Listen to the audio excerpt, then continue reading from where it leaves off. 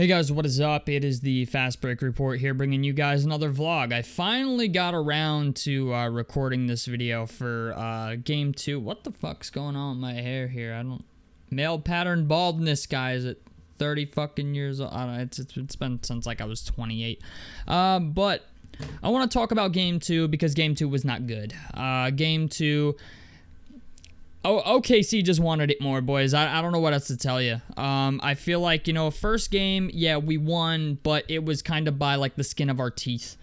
And then Game 2, there was just a lot of shit that was not going right. We had a lot of turnovers. Alex Caruso was playing defense on Pascal Siakam, like putting him in jail, essentially. There's been a lot of talk about Tyrese Haliburton, though, and I kind of want to address that. There's been a lot of people talking about Tyrese. Is he a superstar? Is he not a superstar? And all this other stuff. I'm going to say this, okay? And I think I've said this before. My definition of a superstar is a guy that you add to your team that automatically makes you a playoff team. To me, that is a superstar player. A guy that, just by adding them to your team, automatically makes you a playoff team. I think Tyrese Haliburton does that, okay? Because, we were struggling in the playoffs until we traded for him. Now, I will say this, though. Tyrese Haliburton has a very selective way of playing basketball. And what I mean by that is Tyrese Haliburton chooses when and when he's not going to do his damage. Like in the first half, he's kind of nonchalant, and then in the second half is when he kind of looks to score if we really need him to. He's very selective with how he goes about scoring the basketball. I will say this, though. We're at a point now where Haliburton should just be aggressive all the time. I don't know if it's all the time, but he should be looking to score when he has the opportunity to. I'm not saying he should take 30 shots a night, all right? He's not SGA. He's not, Donovan Mitchell, right? Like, that's not his game. What his game is put up like a 20 and 10, and we're going to see what happens after that. You know what I'm saying? Like, that's his game. But Tyrese Haliburton is capable of scoring 25 or 30 points a game. The problem is there's too many times where he just looks passive-aggressive. And that's the thing that Stephen A. Smith was alluding to, I think, is the idea that Haliburton is kind of just nonchalant a lot of times. I get it. He's a pass-first point guard, and he wants to get everybody involved. And this team, I think, actually plays best when everybody's involved. But there are opportunities that Tyrese Haliburton does pass up because he's looking to pass. I just think he hasn't learned entirely yet how to use his gravity as a star player. If I were rating the guy in 2K, I'd give him like an 88 overall. I wouldn't give him a 90. I'd give him an 88 because there's certain points where I watch Tyrese Haliburton play and he will give up a wide open floater or a wide open layup just to pass the ball to somebody who maybe has a three-pointer or is maybe not as wide open, or, like there are some times where I just feel like he makes his job more difficult than it needs to be. Instead of just taking the, the free layup or the free floater, he'll do something else where he decides to pass it out to somebody and then they shoot a three, or we don't get anything out of it. So I just feel like Tyrese Haliburton is kind of got a little bit of Ben Simmons syndrome, which is not a good thing. He doesn't have it as bad as Ben Simmons did or does. But it's just the idea, there are times where I'm like, bro, like Tyrese Haliburton could have shot that, and instead of shooting it, he was looking to pass it and passed it to somebody else. He really needs to learn to find that happy medium between being a scorer and being a facilitator. And I think it's going to come. Obviously, he's still a young player. I'm not expecting him to be perfect all the time. But now because he's in the NBA Finals, right, and, we went to the Eastern Conference Finals last year. Now we're playing in the NBA Finals for the entire fucking thing. Yeah, the criticism's going to start coming, all right? Like, I know it's been kind of an easy road up until now. But it's just the idea, you're going to start seeing people criticize him, including me. I know people don't like it when I criticize players, specifically Miles Turner. I can criticize any fucking player on this team. If I criticize Miles Turner, it's like I murdered somebody's dog. But it's just the idea, Tyrese Haliburton does need to learn to find the happy medium between being a scorer and a facilitator. He's already a very, very good player. I think he's a top 10 point guard in the league, regardless of what people think or how he starts the season or how he finishes it. I think he's a first-team All-NBA type talent. It's just a matter of he's still figuring it out. And it will come, I think, as soon as next year. But it's just the idea, this game in general, it wasn't that great for him. First half was kind of nonchalant. Second half, he got it going. But this team has a lot of holes, and we're learning that against playing OKC. Rebounding for one of them, it has been fucking atrocious the entire playoffs. You can make a case for Miles Turner all you want, but the fact remains, Miles Turner is a stretch shooting big man. He is not a rebounder. I wouldn't even say he's a good one-on-one defender. I think he's just a shot blocking, 3-point shooting big man, and that's all I will give him. And he's gotten a little bit better at being aggressive around the basket, but in all these playoff series, the thing that's hurting us the most is rebounding. Second chance points and rebounding fucking kill us. And yeah, we've been able to make do with what we have, and it's worked up until this point. But I'd really like to see us in the offseason make a push towards like Day'Ron Sharpe or even a guy like Mark Williams. If you got to send the Hornets like a late or an early second round pick just to get him in the building. He's got a $6 million salary. I get that he's injured all the time, but they need to do something to try and shore up the rebounding problems. And Mark Williams is injured all the fucking time. I get it. That's why I'm like, maybe a late first, early second round pick for him is like what I would be willing to give up, considering we don't really need to grow any more talent. We don't really need to draft other guys at this point. We kind of need to just worry about retaining our guys and putting something around them that works. But yeah, the second game, though, in OKC was not great. The second quarter was fucking atrocious. And after that second quarter, it just really things never got back on track.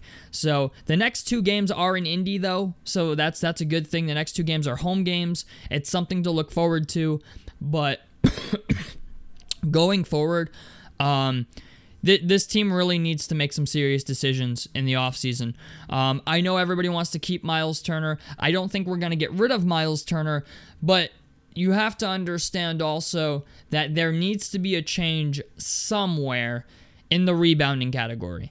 Okay, we need to play defense better.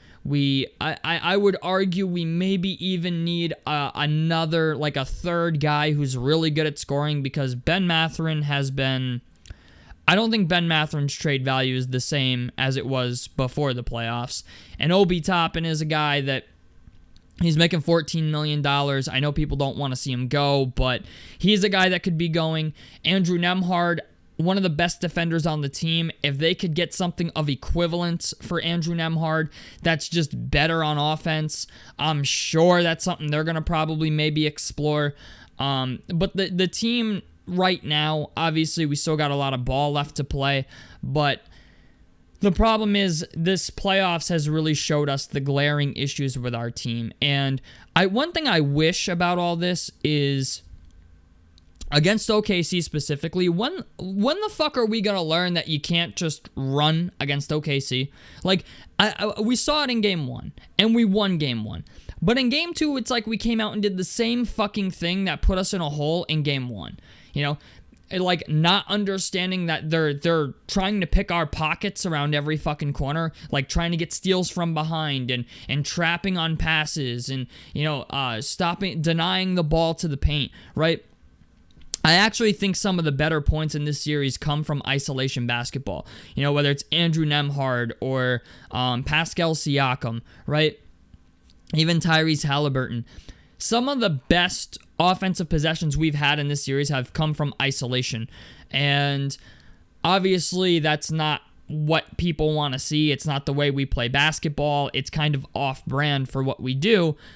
But there's been moments where, you get Pascal Siakam in isolation on a guy and just let him go to work.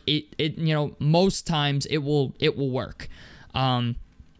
But OKC has a lot of firepower, man. They have Alex Caruso on that bench. They have Lou Dort. They have SGA. They have Chet Holmgren. They have Isaiah Hartenstein, right? They have Jalen Williams. Their team is good. They're not slouches. And I feel like if we're going to win this series, we need to have a higher sense of urgency than we did in Game 2. It seemed like after the second quarter, we were kind of just mentally defeated. Things never really got going again after that. And if you're going to play OKC, they're going to try to make you shoot threes. That's what they're going to try to do. They're not going to try to let you get to the paint. They don't want you to get to the paint. They're going to try to trap you. They're going to try to cut off the passing lanes. They are going to absolutely hound the shit out of you on defense. There needs to be more mismatch creating as far as screens, screen and pops, screen and rolls, especially on Chet Holmgren and Isaiah Hartenstein. This is the one aspect where Miles Turner really helps you.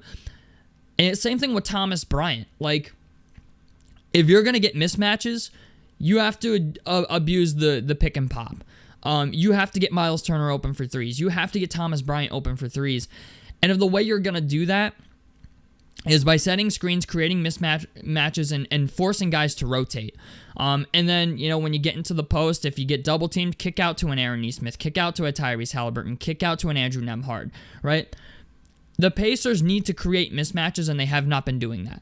And if they have been doing it, they haven't been doing it well enough to execute it well enough to get more open shots.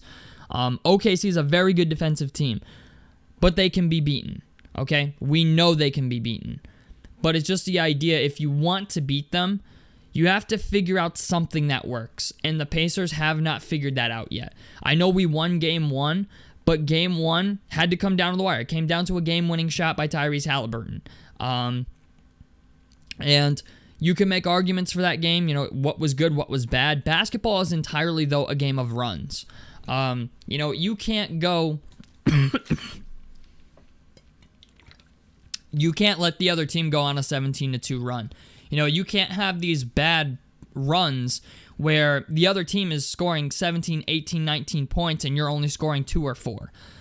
You kind of have to go tick for tack with OKC. And I think we can beat OKC. I think we can. We've beaten every other fucking team up until this point. And I don't think any team is unbeatable. You just have to find out what beats them. And if I were Rick Carlisle, I'd be looking at some of OKC's worst games of this season, looking at their 17 losses, which were the worst losses, right? And what did that team do to beat them? And apply it to this series.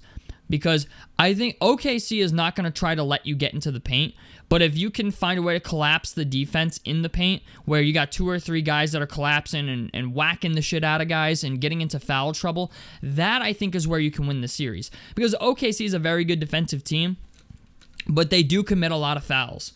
And if you can get guys like Lou Dort and SGA and Alex Caruso, if you can get some of these guys into foul trouble early, you might have a really good chance at beating them. So, I don't know. This entire game was not that good. I remember watching it. I was like, after the second quarter, I was like, yeah, like, this don't look good. Like, we're in a pretty deep fucking hole going into the second half, and Haliburton's just got to be better. I hate to say that, but Haliburton's got to be better. The whole team's really got to be better. I haven't even looked at the box score for the game, but you can't let Chet Holmgren kill you. I understand. Like, you can get away with SGA killing you, but like I said in the last video, you can't let everybody else kill you. And unfortunately, we did that in this game. We let everybody else kill us. So, tell me what you guys think about this down below in the comment section below. A like helps me out. Subscribe if you guys want to see more on the Fast Break Report. And I'm out of this motherfucker. Peace, guys.